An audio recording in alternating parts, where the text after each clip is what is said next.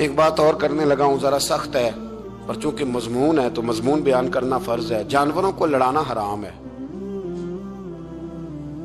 حضرت عبداللہ ابن مسعود رضی اللہ تعالیٰ عنہ روایت بیان کرتے ہیں، فرمایا لعنتی ہے وہ شخص جانوروں کو آپس میں لڑاتا ہے، وہ لعنتی ہے جو جانوروں کو آپس میں اور آپ اس ملک میں رہتے ہیں جہاں کروڑوں روپے کی شرطیں لگتی ہیں جانوروں کی لڑائی میں، جانوروں کو اذیت دی جاتی ہے، تکلیف دی جاتی ہے، کبوتر اڑائے جاتے ہیں، اور بڑا انعام اس کو ملتا ہے جس کا کبوتر دیر کے بعد آئے۔ کبوتر باز کبوتر کو بیٹھنے نہیں دیتا۔ یہ حرام ہے، شریعت اسلامیہ میں حرام ہے جانوروں کا لڑانا، اور ان کو ایک دوسرے کے خلاف ابھارنا حرام ہے، دین میں منع کیا گیا ہے۔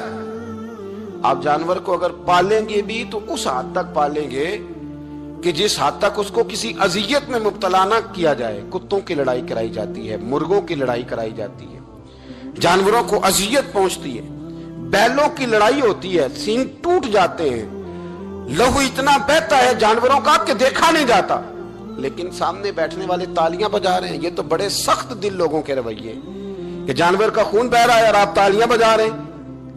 مرغے بیچارے کی چونچ لہو لہان ہو گئی ہے، سامنے والے نے اتنا مارا ہے اور یہاں تالیاں بج رہی ہیں کہ میرا جیت گیا ہے، بجائے اس کے کہ اس کو پٹی کی جاتی، اس کو دیکھا جاتا۔ یہ تو سنگ دل لوگوں کا کام ہے۔ ہم تو رحمت للعالمین نبی کے غلام ہیں صلی اللہ علیہ وسلم۔ ہمارے دین نے تو ہمیں یہ مزاج ہی نہیں دیا۔ ہم نے تو پیار کرنا ہے، ہم نے تو محبت بانٹنی ہے، ہم نے تو خلوص پیدا کرنا ہے، ہم نے تو شفقت کرنی۔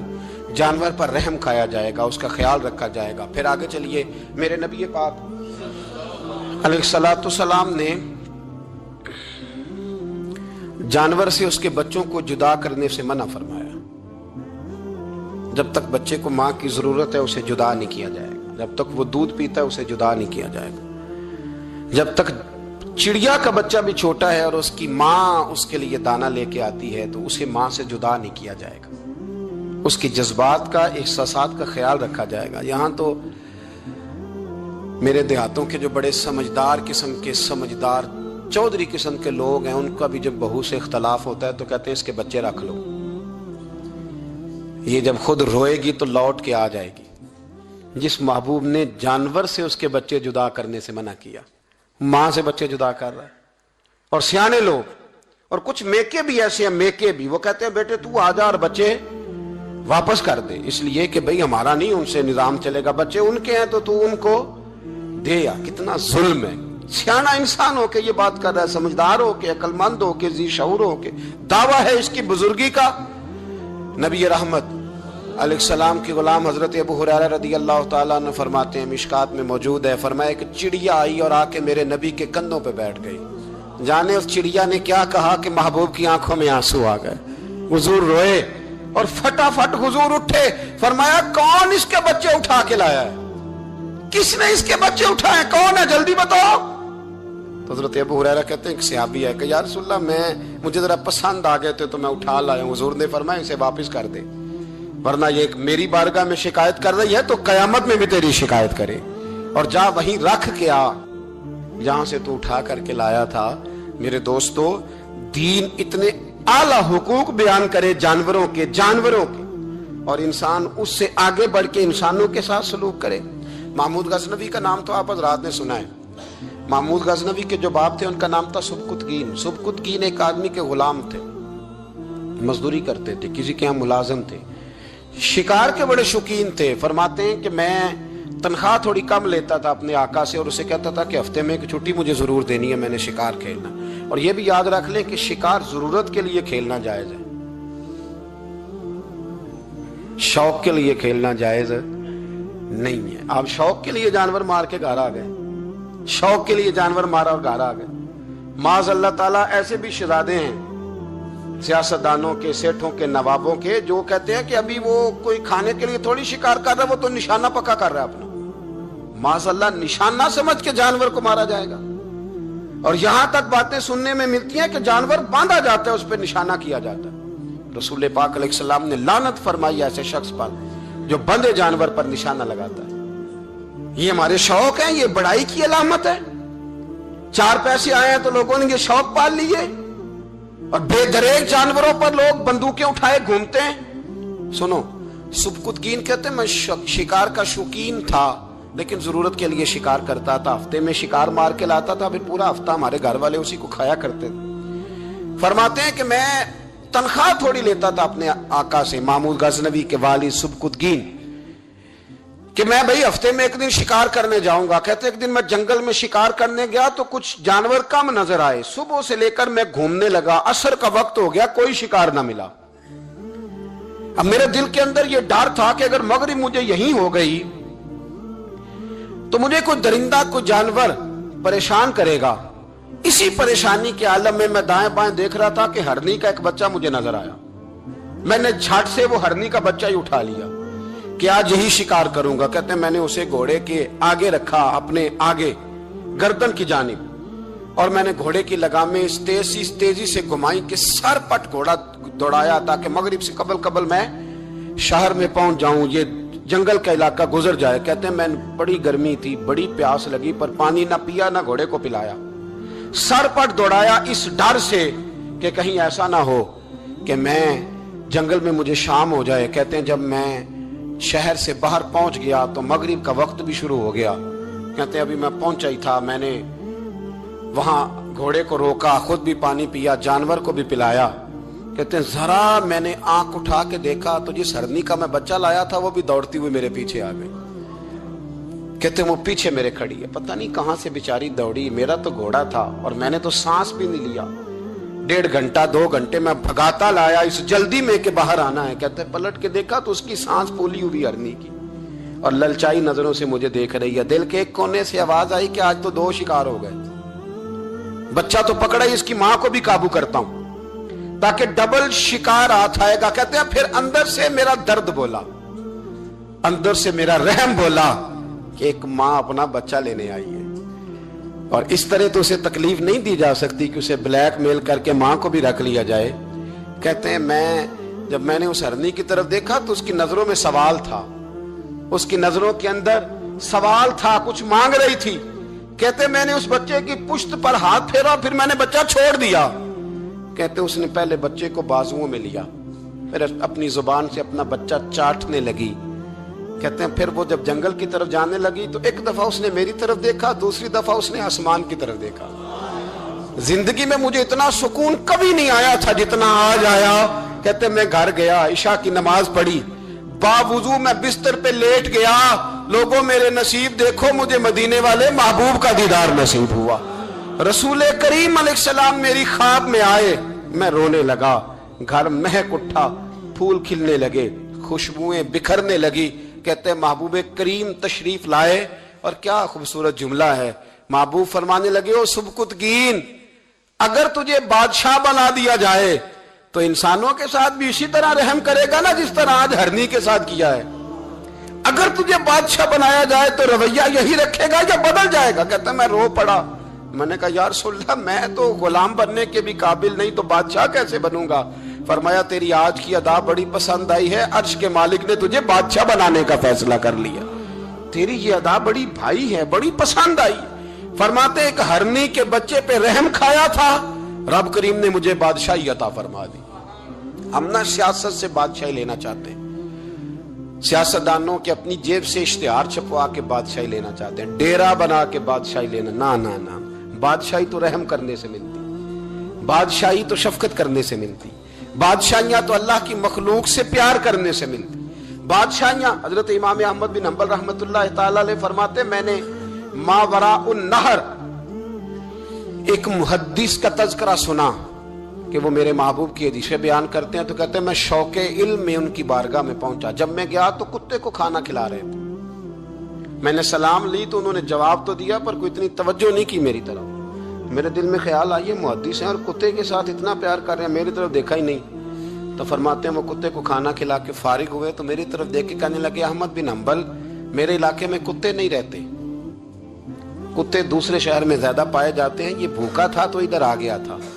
और तुम्हें हुजूर अलैहिस्सलाम की वो हदीस तो पता होगी कि नबी पाक ने फरमाया जो किसी के साथ उम्मीद लगाए और वो आदमी उसकी उम्मीद पूरी करने पर कादिर हो फिर भी उम्मीद पूरी न करे तो कयामत के दिन अल्लाह उसकी भी बहुत सारी उम्मीदें पूरी नहीं करेगा, उसे सजा मिलेगी। उम्मीद पूरी करने पर कादिर था, मजबूर नहीं था, पर पूरी ना की तो उसे कयामत के दिन सजा मिलेगी। तो फरमाया ये कुत्ता उम्मीद लगा के आया था मेरे घर में खाने की, तो अगर मैं पूरी ना करता तो फिर हुदूद की उस हदीस पर अमल कैसे होता, और फिर मुझे हदीसें बयान करने का मतलब क्या समझ में आता। इमाम अहमद बिन हंबल रहमतुल्लाह तआला अलैह फरमाते हैं, मैंने कहा उस्ताद जी इजाजत दे दें। कहा किधर आए थे? कहा हुजूर जिस काम आया था ना वो मेरा बड़ा ही अच्छा हो गया है, वो बड़ा शानदार हो गया। जो हदीस भी आपने बयान कर दी, और सिर्फ बयान नहीं की, आपने तो अमल करके भी दिखा दिया है। आपने तो उस हदीस पर मनोवन अमल करके भी दिखा दी। जानवर के साथ उसने सलूक करना, उसके साथ प्यार करना, जानवरों का ख्याल रखना। कुछ जानवर मूजी होते हैं, शरीयत ने उन्हें मारने की इजाजत दी है, इजाजत दे दी है। जो जानवर तकलीफ देता है, अजियत देता है, उसे मारा जा सकता है, उसको हटाया जा सकता है, लेकिन जानवर के हुकूक का लिहाज करना, उस पर रहम खाना, उस पर तवज्जो देना। मैं बरतानिया के एक शहर की तरफ जा रहा था, तो रास्ते में ना ट्रैफिक बंद हो गई। तो आपको पता है मैप वगैरह निकल आए हैं, तो मैप से पता चल जाता है कि किस रोड पे रश ज्यादा है, किस पे रश कम है। तो मैंने अपने ड्राइवर से ये शिकवा किया कि मियाँ तुम तो कहते हो ये रास्ता साफ है, तो ये यहाँ तो ट्रैफिक है। कहने लगा हजरत साहब पहले नहीं थी, अभी हुई है, तो पता कर लेता हूँ। उसने नेट पर कोई चीज लगाई तो जवाब ये आया कि रोड पे ना आगे कुत्ते का एक्सीडेंट हो गया और एम्बुलेंस आ रही है कुत्ता उठाने के लिए। तो जैसे ही कुत्ता उठा के ले जाएगी ना, रोड खोल दिया जाएगा। मुझे ना शर्म आई मुझे, एहसास ने मुझे परेशान कर दिया। वो कहने लगा हजरत मैंने कोई ऐसी बात तो नहीं कर दी, आप तो परेशान हो गए। मैंने कहा यार परेशान इसलिए हुआ हूं कि काफिरों का मुल्क है, कुत्ते का एक्सीडेंट हुआ है तो एम्बुलेंस कुत्ता उठाने आ गई है। मुसलमानों के मुल्क में कुत्ता अगर रोड पे एक्सीडेंट हो जाए तो वो गाड़ी के टायरों के साथ मसला तो जाता है, पर मरे हुए को भी साइड पे कोई नहीं करता। मेरे वतन अजीज में, मेरे मुल्क के अंदर कुत्ता अगर उसका एक्सीडेंट हो गया तो टायरों के साथ ही वो जाएगा।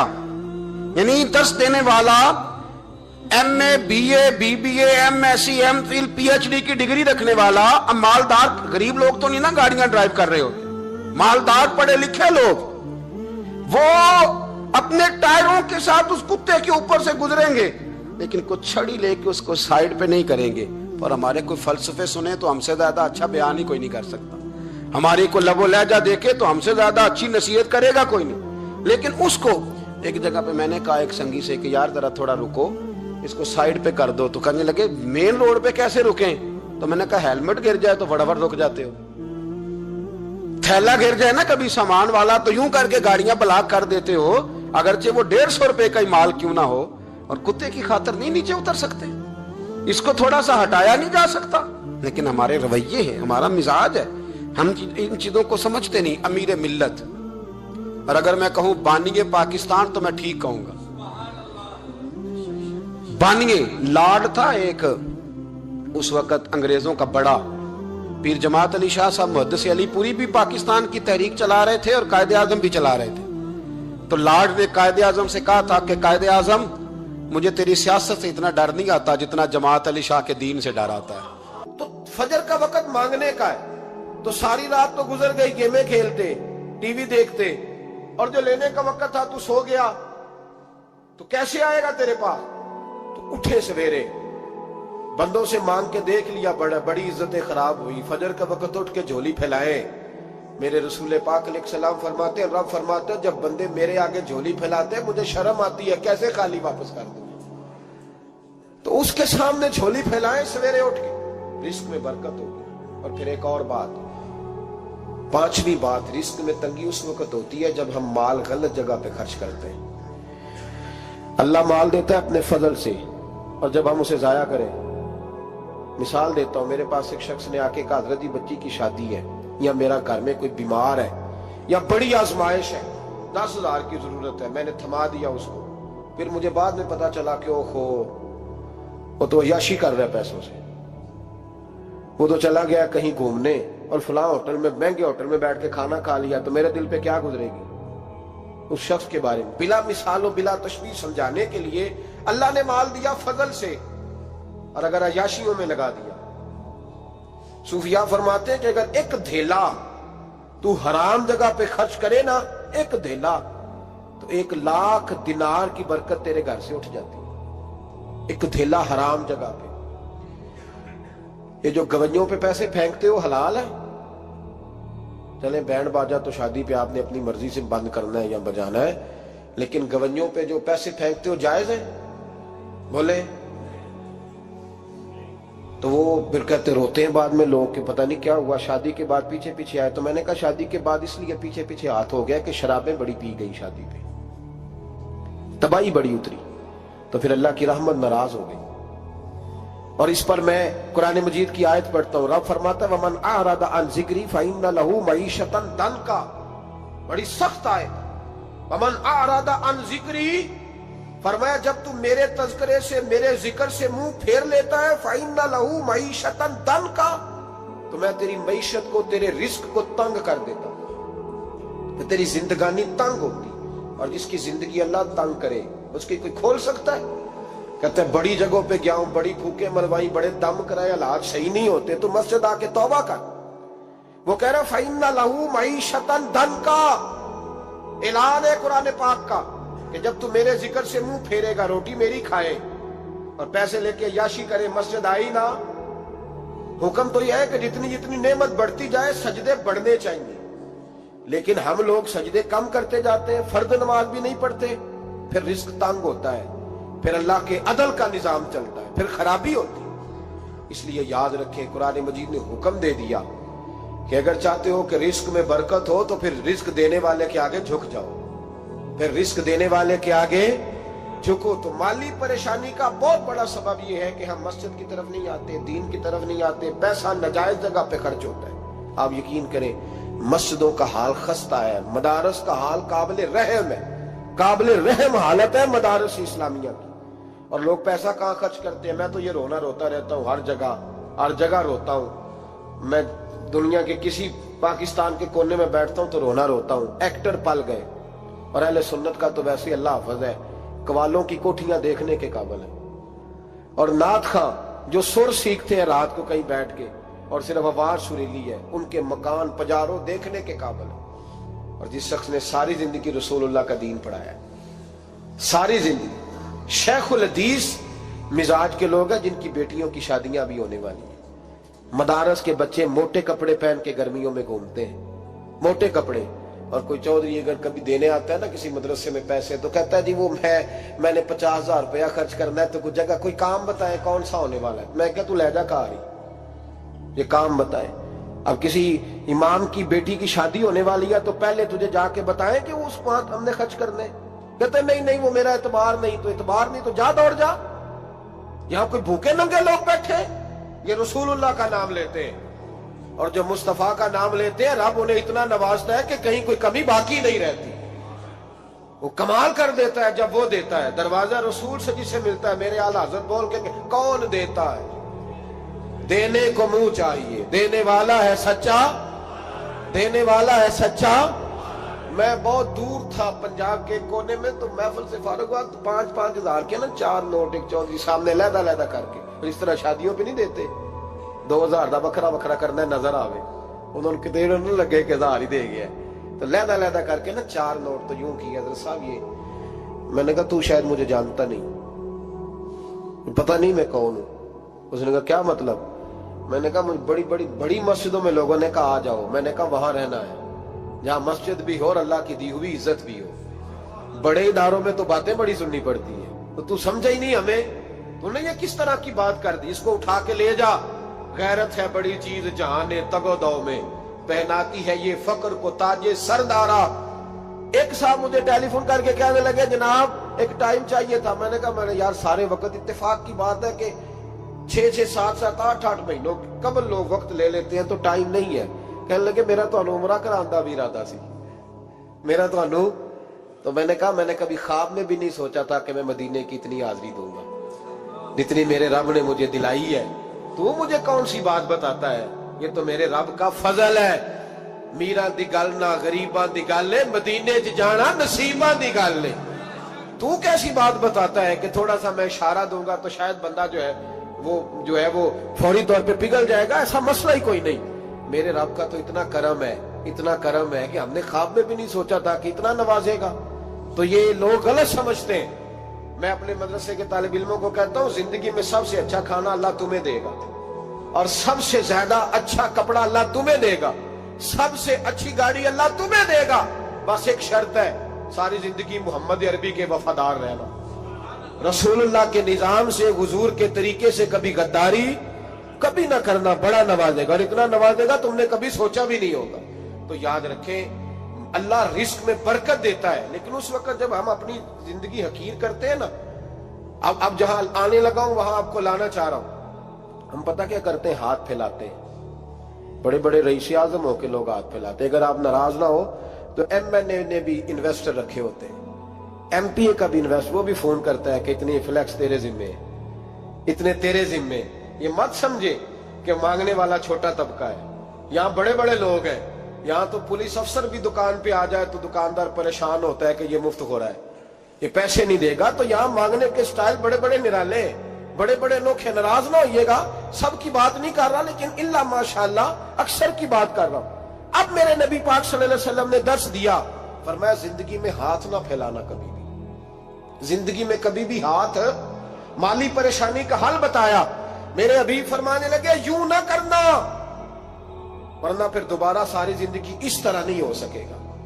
فرمایا اپنی غربتیں چھپا کے رکھ, اگر اللہ کبھی آزمائش ڈالے تو اللہ کے ساتھ بات کر, اس کے نیک بندوں کے ساتھ بات کر, کبھی بھی یوں نہ کرنا ورنہ ساری زندگی پھر تم مانگتا ہی رہے گا.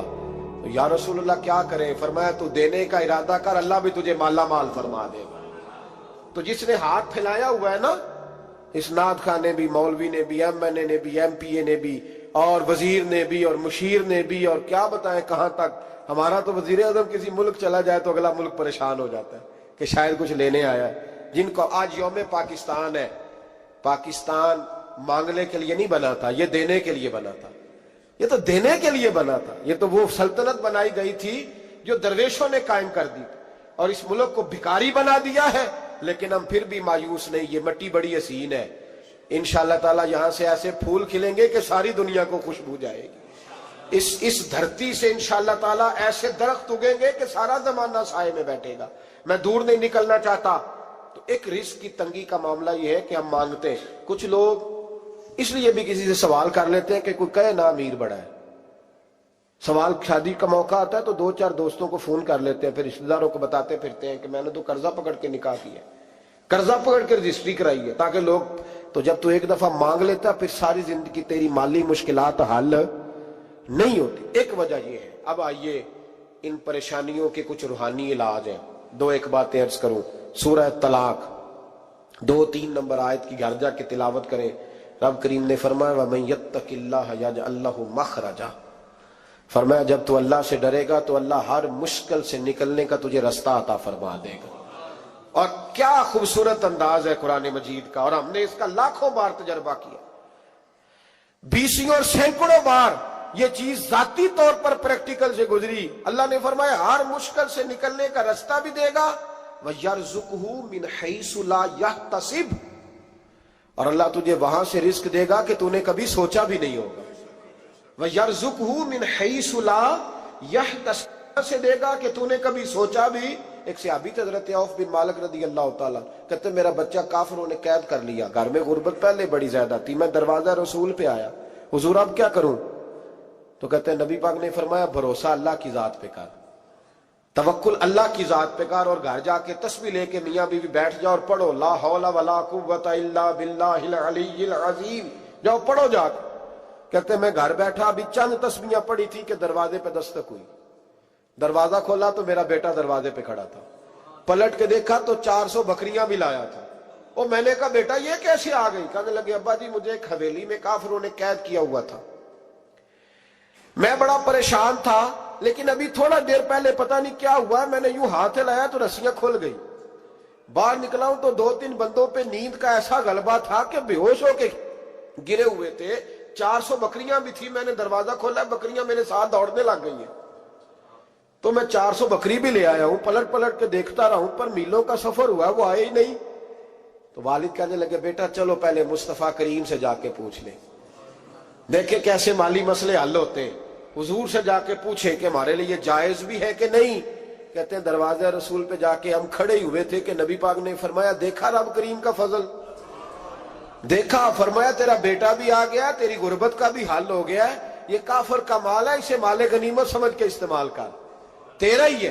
تو لا حول ولا قوت الا باللہ العلی العظیم پڑھیں تو رزق میں پڑھیں گے انشاءاللہ، بول کے بتائیے پڑھیں گے انشاءاللہ تعالی۔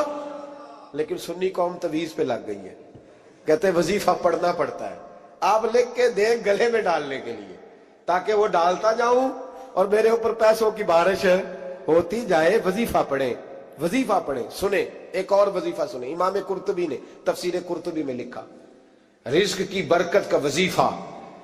امام قرطبی نے لکھا ہے حضرت انس بن مالک رضی اللہ تعالیٰ عنہ کہتے ہیں ایک شخص حضور کی بارگاہ میں آیا، کہا یا رسول اللہ صلی اللہ علیہ وسلم غربت بڑی ہے، بڑا دکھی ہوں، بڑا پریشان ہوں۔ تو حضور نے وظیفہ بتایا، فرمایا جب بھی گھر جاؤ نا گھر والوں کو سلام کہنی ہے، السلام علیکم، یعنی کب کہنی ہے؟ جب بھی جاؤ۔ کب کہنی ہے؟ یعنی گھر سے نکلے ماچس لینے کے لیے، واپس آ کے کہنا السلام علیکم۔ پھر گھر والوں نے کہا ہو یاد نہیں رہا تھا، وہ تو چینی بھی ختم ہو گئی ہے، پھر گئے چینی لینے تو واپس آ کے پھر السلام علیکم۔ انہوں نے کہا خو ناراض نہ ہوئیے گا، پتی بھی نہیں چائے کی، اب واپس گئے تو پھر واپس آ کے کیا کہنا ہے؟ تو نبی پاک صلی اللہ علیہ وسلم نے فرمایا جب بھی گھر جا السلام علیکم کہے اور 3 دفعہ سورۃ اخلاص پڑھ دے، اور سورت بھی وہ بتائی جو سب کو آتی ہے، قل هو اللہ احد اللہ الصمد لم یلد ولم یولد ولم یکن لہ کفوا احد، 3 دفعہ یہ پڑھ دے۔ صحابی بڑے سیانے تھے، بڑے مسئلے حل کرتے تھے ہمارے، فٹافٹ بول پڑے وہ صحابی، کہنے لگے حضور میری تو چھوٹی سی فیملی ہے، کئی دفعہ بچے گھر نہیں ہوتے، ننھیال گئے ہوتے ہیں، تو پھر کیا کروں؟ حضور نے فرمایا جب گھر میں کوئی نہ ہو تو اپنے نبی پہ درود و سلام پڑھ دینا، تیرے نبی کا کرم تو تیرے گھر میں ہوگا نا۔ حضرت انس بن مالک رضی اللہ تعالیٰ عنہ فرماتے ہیں کہ ہم انتظار میں تھے کہ بندہ واپس آئے اور رزلٹ بتائے۔ کہتے ہیں وہ کچھ دنوں کے بعد واپس آئے تو عجیب بات کی انہوں نے، ہمسایوں سے کئی دفعہ بندے کی نہیں نا اتنی بنتی، اور کئی دفعہ لگتا ہے کہ میرا ہاتھ اوپر ہی رہے، یہ کہیں مجھ سے تگڑے نہ ہو جائے۔ کہتے ہیں وہ آئے تو نبی پاک صلی اللہ علیہ وسلم نے کہا کیا حال ہے تیرا؟ تو عرض کرنے لگے یا رسول اللہ صلی اللہ علیہ وسلم وظیفہ تو میں نے اپنے لیے پوچھا تھا اور میرے تو ہمسائے بھی امیر ہو گئے، حضور وہ تو میں نے اپنے لیے پوچھا تھا اور میرے دائیں بائیں والے لوگوں کو بڑی برکت ہوئی ہے۔ تو میرے محبوب مسکرانے لگے، حضور فرمانے لگے گویا برکتیں تیرے گھر میں جب برسی ہیں تو چھن چھن کے ان کا فیض اللہ نے تیرے ہمسایوں کو بھی عطا فرمایا۔ مشکل تو نہیں وظیفہ، کیا کرنا ہے؟ نہیں تو نہیں آکھنا مشکل لگتا ہے مجھے، تسی کر دینا سلام لو، تسی کہنا بندے اسی کرتے سلام اسی لویے، تسی لو جاؤ کے دوبارہ گھر جا کے کیا کرنا ہے؟ چلے کچھ نہ کچھ 55% بولے ہی ہیں ماشاءاللہ، کیا کریں گے؟ السلام، اور پھر کیا پڑھنا ہے؟ سبحان اللہ، 3 دفعہ سورۃ اخلاص پڑھ دیں، فرمایا اللہ برکت پیدا کر دے گا۔ اب سنیں، ایک دوست آئے کہنے لگے حضرت جی بڑے پیروں کے پاس گیا ہوں، مالی مسئلہ حل نہیں ہوتا، تو میں نے کہا میں تجھے نبی پاک کی بارگاہ میں نہ لے جاؤں، پیروں کے پیر کے پاس نہ چلے جائیں۔ میں نے کہا سن تیرا مالی مسئلہ حضور حل کر دیتے۔ مشکات میں حدیث ہے، ایک صحابی نے کہا حضور غربت ہے، فرمایا روز رات کو سورۃ واقعہ پڑھ، تیرے گھر میں فاقہ نہیں آئے گا۔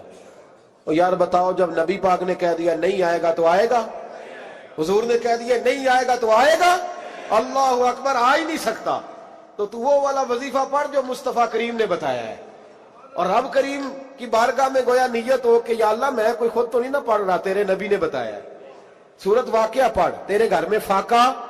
حضرت عبداللہ ابن مسعود رضی اللہ تعالیٰ عنہ بیمار ہو گئے، شدید بیمار، اور بیٹیوں کے باپ تھے، بیٹیاں زیادہ تھیں۔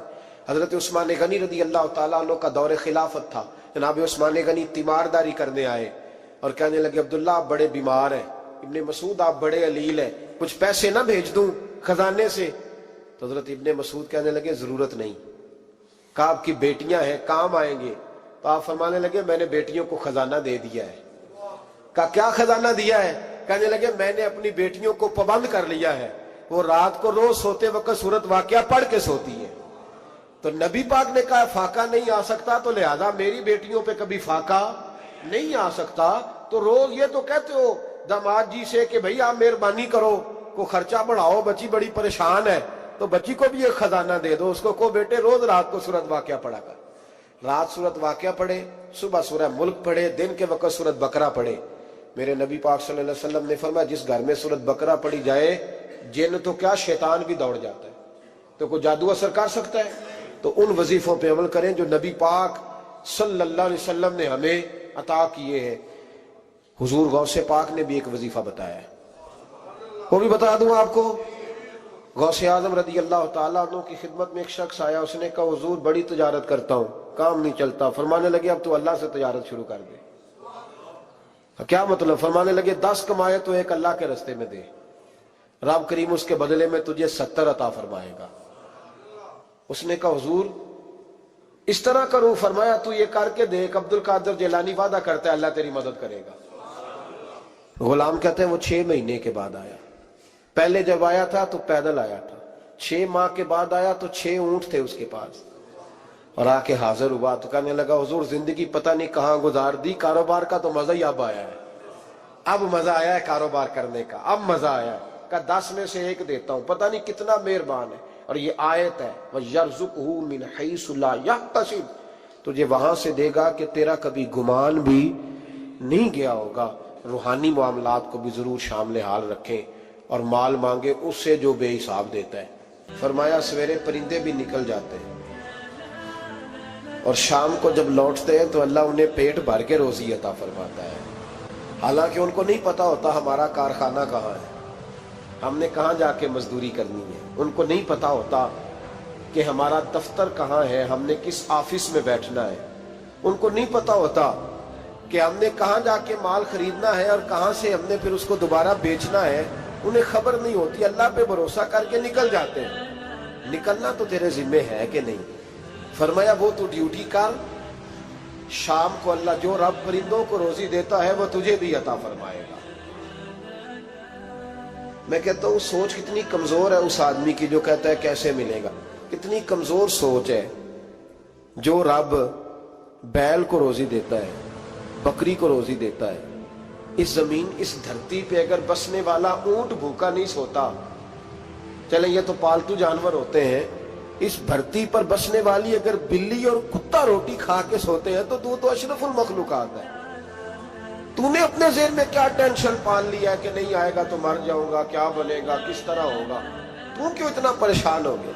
بھائی مالی پریشانی سب سے زیادہ اس بندے نے اوڑھ لی ہے جس کی توکل کی بات کمزور ہو گئی ہے.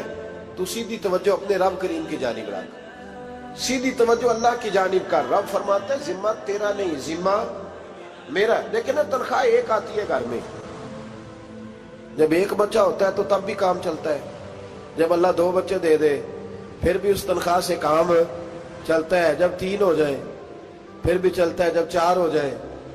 نہیں آپ نہ بھی بولیں تو بات تو صحیح ہے, بہرحال کام پھر بھی چلے. اسی تنخواہ میں سے جب بندہ بڑے بیٹے کی شادی کر کے بہو بیاہ کے لے آئے تو پھر بھی کام چلتا ہے. اور جب اس بیٹے کو اللہ بچے عطا کر دے تو اسی گھر میں, اسی آنگن میں, اسی چھت کے نیچے کام چلتا ہے. تو پھر تو مان جانا کہ چلانے والا تو نہیں, چلانے والا کوئی اور ہے.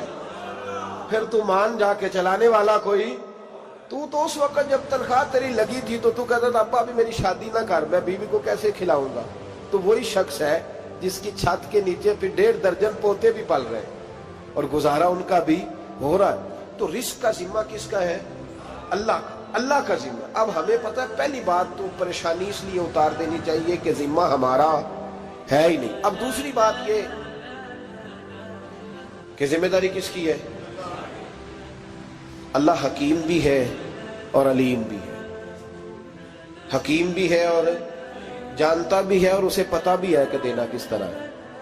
اب ہم پتہ کیا کہتے ہیں؟ کہتے ہیں وہ جو بندہ پجاروں میں بیٹھا ہے وہاں اسے نہیں بیٹھنا چاہیے تھا, اور میرا حق تھا. تجھے زیادہ پتا ہے کہ اللہ کو؟ بول کے بتانا. کس کو پتہ زیادہ ہے؟ کیوں جی؟ تو آپ اصل ٹینشن پتہ کب لگتی ہے؟ جب بندے کہتے ہیں نہیں وہ پجاروں میری تھی, میرا حق تھا. وہ جب گزرتی ہے نا پاس سے مہران کے تو مہران والا ٹینشن بڑی لیتا ہے. حالانکہ اللہ کو زیادہ پتا ہے کہ وہ حق. ایک بات اپنے ذہن میں یاد رکھ لے, رٹ لے کہ جو میرے لیے بہتر تھا میرے رب نے مجھے دے دیا. اور بات ختم ہو گئی. بس وصل اچھا ہے نا فراق اچھا ہے، یار جس حال میں رکھے وہی حال اچھا ہے۔ بس جو میرے حق میں بہتر تھا میرے رب نے مجھے، مسئلہ یہ ہے کہ تو اس پہ راضی ہونے کو تیار نہیں۔ حضرت علی کرم اللہ تعالی وجہ الکریم نے میرے نبی پاک کی ایک حدیث بیان کی ہے، اور جناب علی جب یہ حدیث بیان کیا کرتے تھے تو حضرت مجاہد فرماتے ہیں یوں لگتا تھا کہ جیسے حضرت علی ہمیں ہر پریشانی سے نکال رہے ہیں۔ مولا علی شیر خدا رضی اللہ تعالیٰ عنہ فرماتے ہیں کہ مجھے میرے نبی پاک صلی اللہ علیہ وسلم نے ایک طریقہ دیا تھا ٹینشن فری ہونے کا۔ آپ فرماتے ہیں مجھے تو بڑا راس آیا ہے، تم بھی اگر کر لو گے تو تمہیں بھی فائدہ دے گا۔ کہا وہ کیا؟ حضرت علی کہنے لگے محبوب علیہ السلام نے فرمایا تھا لوگوں تم اللہ کے دیے ہوئے تھوڑے رزق پہ راضی ہو جاؤ، وہ تمہاری تھوڑی عبادت سے تم سے راضی ہو جایا کرو۔ بس تم 2 نفل بھی پڑھو گے تو اللہ راضی ہو جائے گا، تم 1 رکوع بھی سویرے اٹھ کے پڑھو گے تو وہ راضی ہو جائے گا، وہ تمہارے 313 درود شریف سے راضی ہو جائے گا، تم اس کے دیے ہوئے تھوڑے رزق سے راضی ہو جاؤ۔ ٹینشن اس لیے ہوتی ہے کہ ہم راضی نہیں جو اس نے ہمیں دیا ہے۔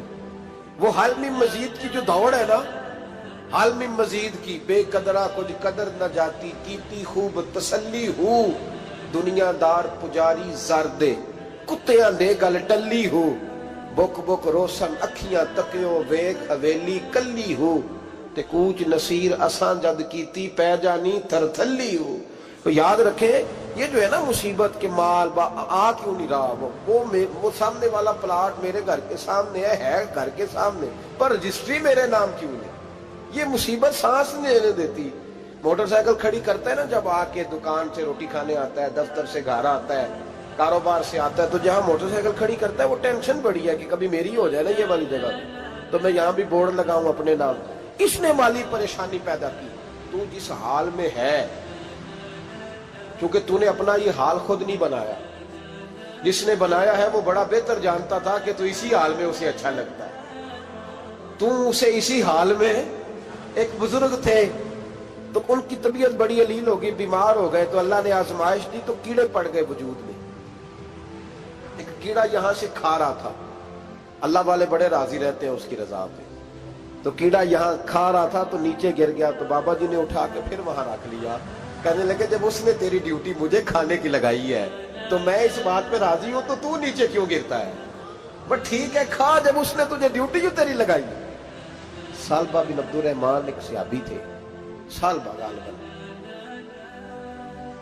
نبی پاک صلی اللہ علیہ وسلم کی خدمت میں آئے، کہنے لگے یا رسول اللہ صلی اللہ علیہ وسلم غربت بڑی ہے، میرے لیے دعا کریں اللہ زیادہ مال دے۔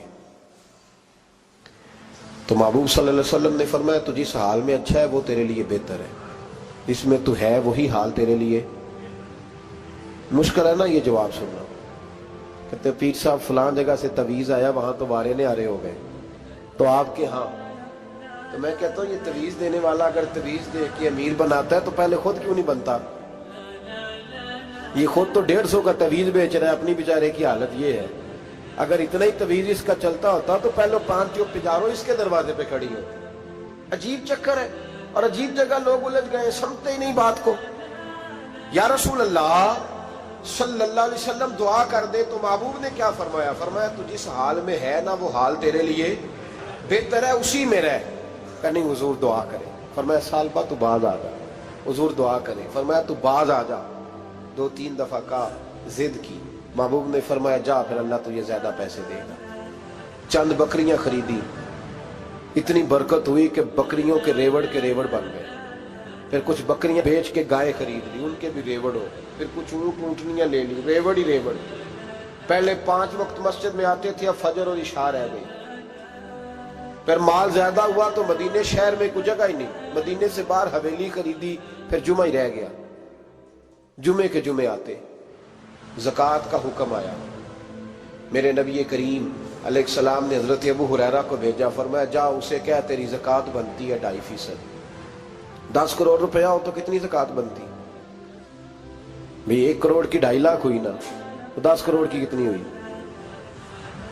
تو بڑی مصیبت ہے جب بینک سے میسج آتا ہے نا کہ 25 لاکھ نکل گیا تیرے اکاؤنٹ سے، بہت بڑی مصیبت، بڑی ٹینشن ہوتی ہے۔ ایک صاحب میرے پاس آئے، ان کی زمین اچانک مہنگی ہو گئی، اچانک پہلے کچھ 15-16 لاکھ کی ایکڑ زمین تھی، پھر وہ کروڑ کی ہو گئی۔ تو میرے پاس آئے، کہنے لگے وہ 10 کروڑ روپے बनते हैं तो ज़कात, तो मैंने कहा आपने क्या किया? जरी ज़मीन पे उशर आता है, उस पर ज़कात नहीं आती, तो आपने क्या किया? कहने लगे वो कुछ सोसाइटी के रूल के मुताबिक मैंने फाइलें वगैरह ले ली हैं, अब मैं ना कभी मौका आएगा तो उनको बेचूंगा। तो मैंने कहा अब तो आपका ये माल हो गया बिजनेस का, तो अब तो उस पर ज़कात आएगी।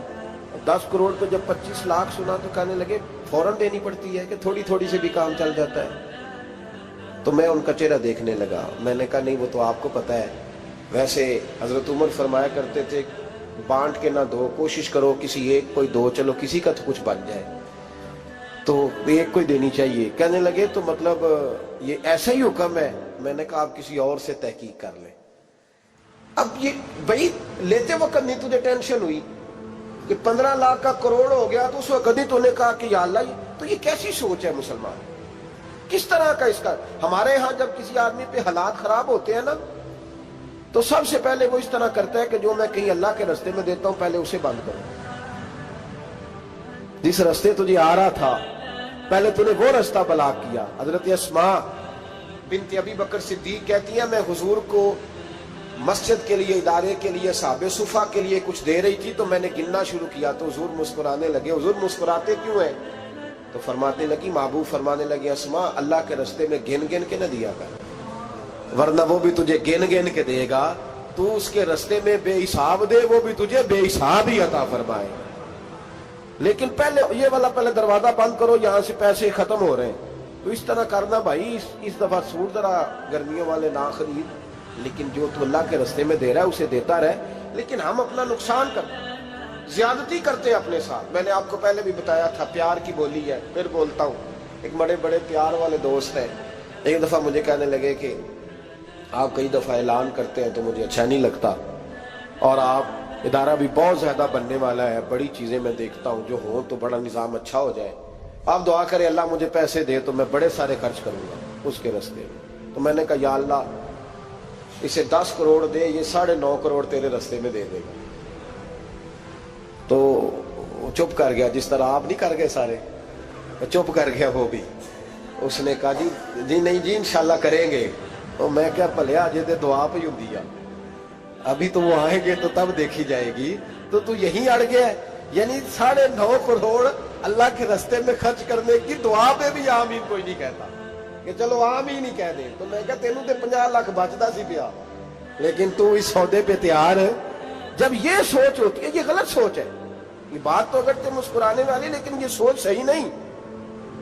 हजरत उस्मान गनी रज़ी अल्लाह ताला अन्हु कहते हैं, जिस वक्त नबी पाक सल्लल्लाहु अलैहि वसल्लम ने ऐलान किया ना जंग के मौके पर कि 800 सिपाहियों का खर्चा चाहिए, कहते मेरे पास 600 का था। यहाँ एक रवायत में हुजूर ने 1000 का ऐलान किया तो मेरे पास 800 का था। जब 2-3 दफा नबी पाक ने ऐलान किया तो कहते मैंने खड़े होके कहा या रसूलल्लाह पूरा 800 मेरी तरफ से। कहते मैंने 200 सिपाही का खर्चा उधार उठाया, लेकिन पूरे 2 महीने नहीं गुजरे थे, रब करीम ने मुझे कई गुना करके पैसे वापस अता फरमा। पर बात तो ये है कि तेरी वहां लौ लगी हो, तू तजारत करता है उन लोगों के साथ जो क्या दे सकते। तो सालबा के पास हुजूर ने पैगाम भेजा। पहले तो कहा तेरे लिए बेहतर नहीं माल, जब इसरार किया तो बड़ी बरकत हो गई, बड़ा आया तो फिर मैं ज़कात दे, 2.5 ज़कात है। जब सोचा कि 5 ऊंटों पे एक बकरी जाएगी और बड़ा सारा मुझे देना पड़ेगा, अब जब गौर किया तो ये तो ना कहा कि मैं नहीं देता। हजरत अबू हुरैरा से कहने लगे नबी करीम अलैहिस्सलाम की खिदमत में अर्ज करना कि मैं खुद आऊंगा।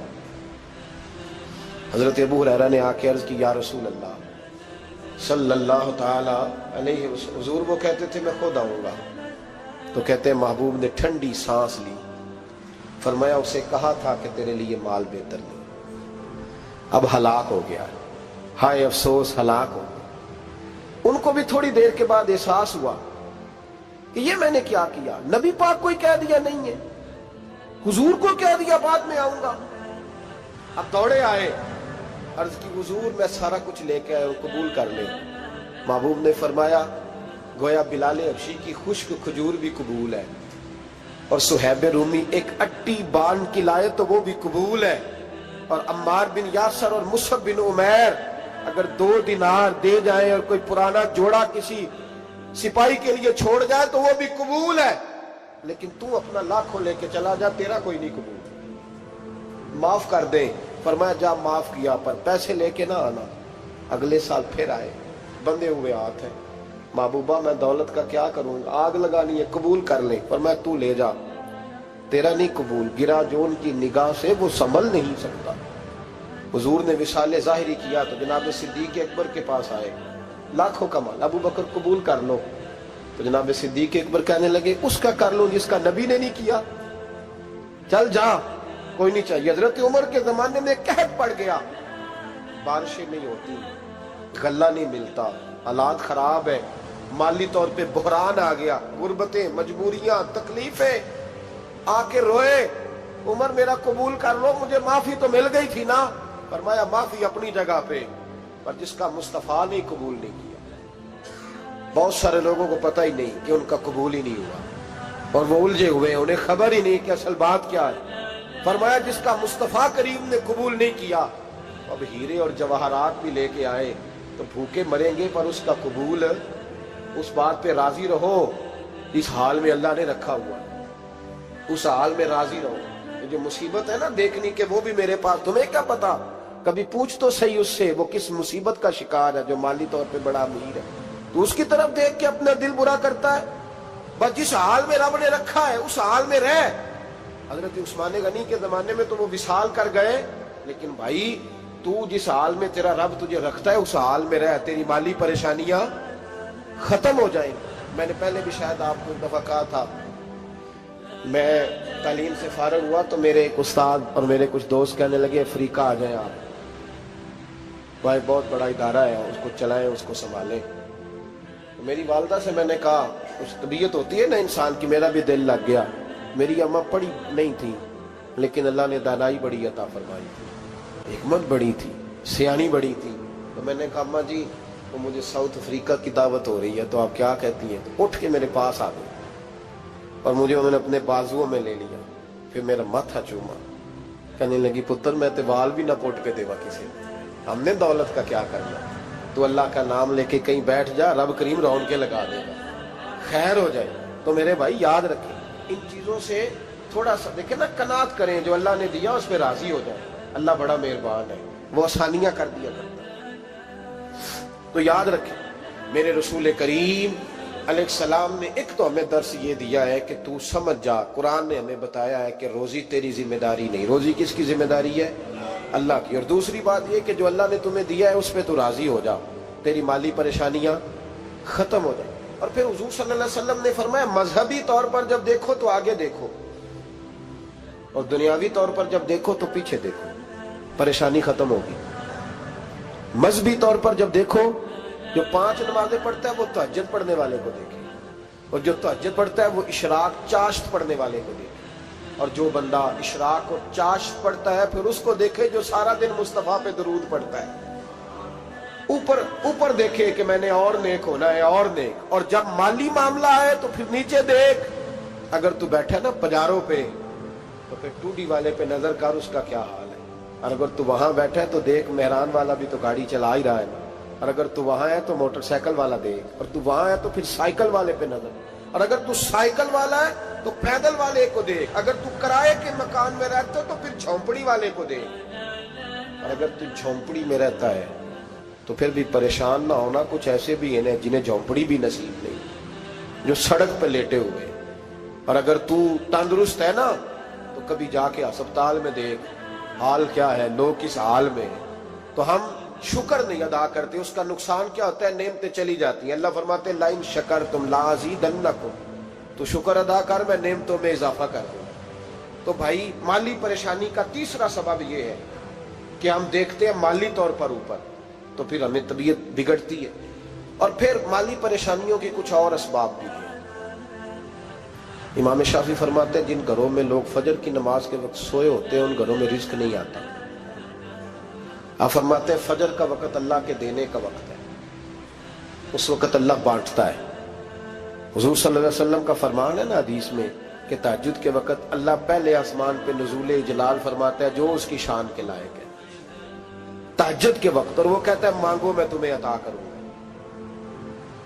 लेने की बारी आए तो बंदा समेट समाट के अंदर घुस जाए। हमारे यहाँ ये होता है कि इशा के बाद बच्चे बैठते हैं मोबाइल लेके, तहज्जुद का वक्त आता है तो उनकी आंखें बंद होनी शुरू होती, तो लेने के वक्त तो तू सोया था, तेरा मसला कैसे हल होगा? भाई जब कोई आदमी खैरात बांट रहा हो तो जो प्याला पीछे कर ले उसे मिलेगा? कहते उस वक्त आना जब मैं बांट रहा था, अब तो किधर आ गया है? मिसाल दे रहा हूं। तो फजर का वक्त मांगने का है, तो सारी रात तो गुजर गई गेमें खेलते, टीवी देखते, और जो लेने का वक्त था तू सो गया, तो कैसे आएगा तेरे पास? तो उठे सवेरे, बंदों से मांग के देख लिया, बड़ी इज्जतें खराब हुई। फजर का वक्त उठ के झोली फैलाए। मेरे रसूल पाक अलैहिस्सलाम फरमाते हैं, रब फरमाते हैं, जब बंदे मेरे आगे झोली फैलाते हैं मुझे शर्म आती है, कैसे खाली वापस कर दूं? तो उसके सामने झोली